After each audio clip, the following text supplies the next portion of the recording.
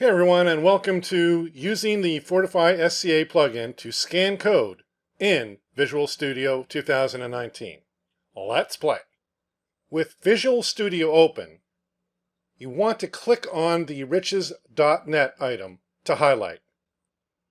Now select Extensions, Fortify, and Analyze Solution. Notice the output window? Allow for Fortify to scan. Once complete, click on the Command Injection item.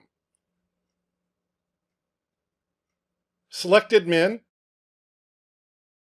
A familiar look and feel will open on the screen. Now you can explore the options tabs, which are not shown. Want to learn more? Please check out our lessons.